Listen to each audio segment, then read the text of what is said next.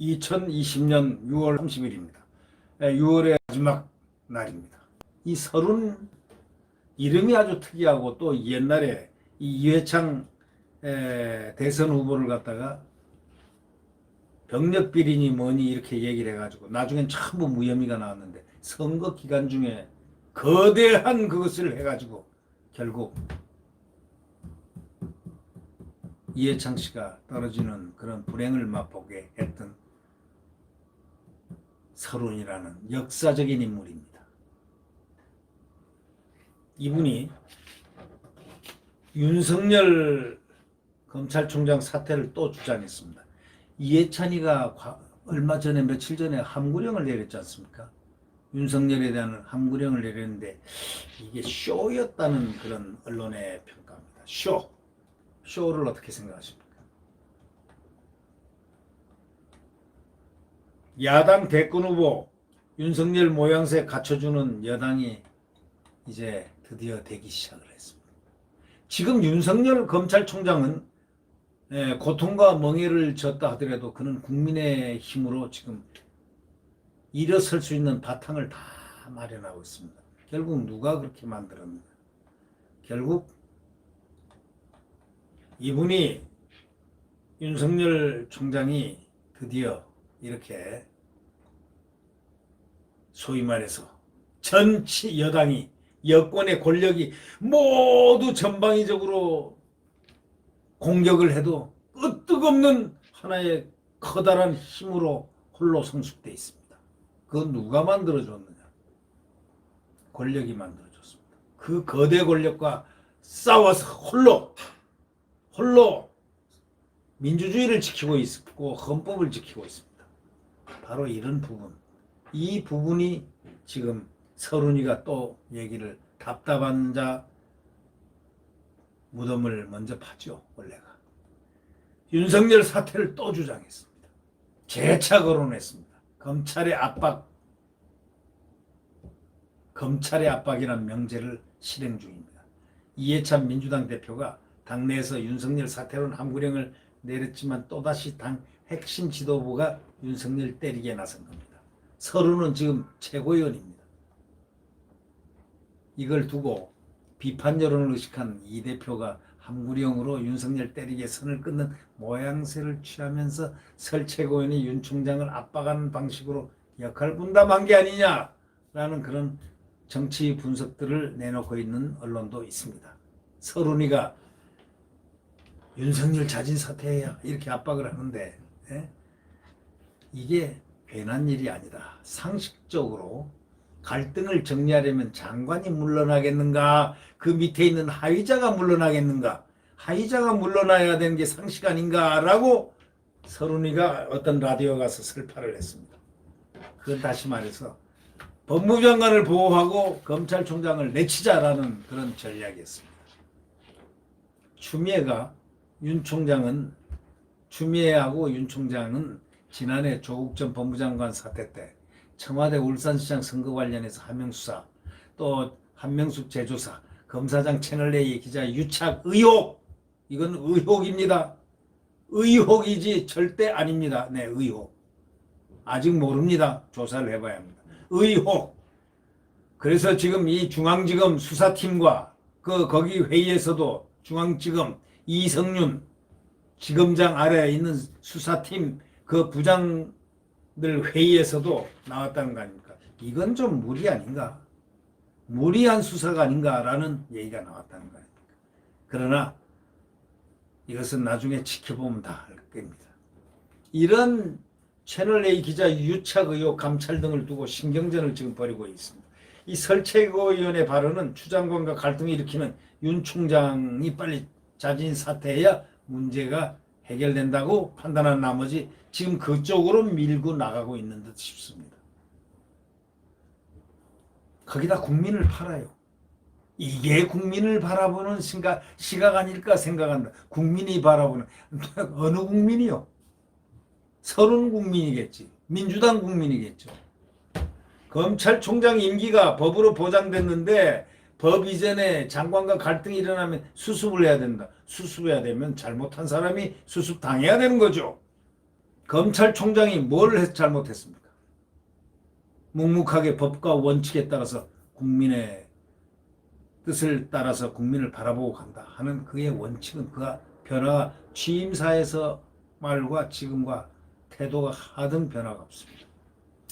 설 후는 지난 19일에도 윤석열 자진 사퇴론 불집혔죠. 또 여당 법사위원들이 또 추 장관을 상대로 검찰개혁 의지가 없는 것 아니냐 하면서 같이 압박하기 시작합니다. 파장이 지금 커지고 있습니다. 백혜련 의원, 여당 간사인 법사위원인 박주민 이런 사람들이 각각 방송에 나가가지고 윤 총장 자진 사퇴론 당의 공식 입장이 아니다 이렇게 얘기는 하고 있습니다. 윤 총장 거취 문제는 당에서 논의한 바 없다 해서 지금 긴급 진화를 하고 있지만 그러나 이미 다 이들이 왜 자꾸 이러겠습니까? 탐구령에도 윤석열 자진 사퇴를 그런 여론을 자꾸 띄우고 있는 여당 이 왜 그러겠습니까? 역시 윤석열은 대단한 모양입니다. 권력도 지금 온 화력을 집중해서 윤석열 총장을 타겟으로 하고 있으니 말입니다. 이 대표 등이 당 차원의 부담 줄이기 위해서 겉으로는 말이죠. 윤 총장 사퇴론에 이렇게 선을 긋고 있지만 반면에 설 최고위원 같고 최고 지도부 아닙니까? 개인적 의견의 모양새를 해가지고 윤 총장 사퇴론을 계속 부각시키면서 여론화를 하고 있습니다. 어떤 정치권 관계자는 이렇게 얘기를 했다는 거 아닙니까? 언론에 난 거에 가면 뉴델리라는 언론에 난 그 정치권 관계자에 가면 행동대장으로 나설 설 의원이 예를 들면 여론을 살피는 것 같다는 이것입니다. 행동대장은 지금 서른이고 다른 관계자 역시도 또 이렇게 해요. 문정부로서는 윤 총장이 임기 후반에 버티는 것은 심각한 부담이 될 것 같기 때문에 지금 빨리 내보내야 된다. 지금 앞으로 1년이면 윤 총장하고 윤 총장이 먼저 형 먼저 아우 먼저가 아니고 윤 총장이 먼저 승기를 잡는다는 겁니다. 어떻게 승기를 잡아요? 윤 총장은 지금 목이 잘려도 승기를 잡습니다. 안 잘려도 지금 승기를 잡고 있습니다. 왜?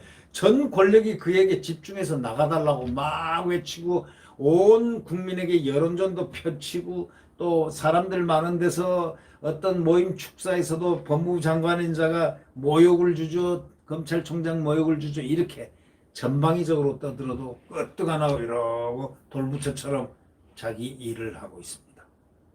검찰총장 저는 문재인 대통령이 임명권자인데 문재인 대통령이 후계자를 갖다가 혹시 윤석열로 생각하고 밀고 있지 않나 하는 그런 생각을 가끔 할 때가 있습니다. 제발 윤석열을 후계자로 한번 밀어주시죠. 그런 얘기들이 있지 않습니까? 지금 대통령이 윤석열 총장을 크게 더 만들어주고 있다. 이런 얘기들이 지금 있습니다. 근데 사실은 아닐 것 같아요. 왜? 아니 문재인 대통령이 윤석열을 갖다가 윤석열 검찰총장을 크게 만들어 주겠습니까? 전 권력이 전체의 권력이 대통령은 싹 뒤로 빠져 계시고 전 권력이 윤석열을 찍어내기에 지금 혈안이 돼 있지 않나 하는 것이 전 언론들의 표현입니다. 그러나 그러면 그럴수록 윤석열은 눈사람처럼 몸집이 불어나고 있다는 것. 그 몸집이 무엇이냐? 눈이 무엇이냐? 국민의 눈이다. 국민의 몸집이 자꾸 늘어나고 있다. 바로 이 사실을 제가 한번 최초로 제가 눈사람을 예를 들었습니다. 눈사람을 비유해서 말씀드리는 겁니다. 윤석열은 점점 눈사람이 되고 있습니다. 왜? 때리면 때릴수록 녹지 않고 점점 눈사람은 더 커지고 있습니다. 누가 눈사람을 만들겠습니까? 여권이 만들어주는데 이 몸집이 커지는 그 눈의 역할은 국민들이 지금 하고 있는 겁니다. 네. 오늘 6월 30일 마지막 날입니다. 오늘 6월달 마지막인데 이제 7월달 되면 그 찌는 더위 속에 더 가슴 찌는 듯한 일들이 많이 벌어질 것으로 예상합니다. 그러나 국민 여러분, 절대로 더위에 지치지 마십시오. 또 답답함에 지치지 마십시오. 국민들의 포효가 있습니다. 국민들은 가장 중요한 대한민국의 주인입니다. 네. 태양은 다시 떠오릅니다. 새벽, 동력, 태양이 떠오르기 바로 직전이 가장 추운 법입니다. 지금이 바로 태양이 동력에 뜨기 바로 직전에 새벽 가장 추운 계절입니다. 네. 희망입니다. 절망은 없다. 네. 안녕히 계십시오.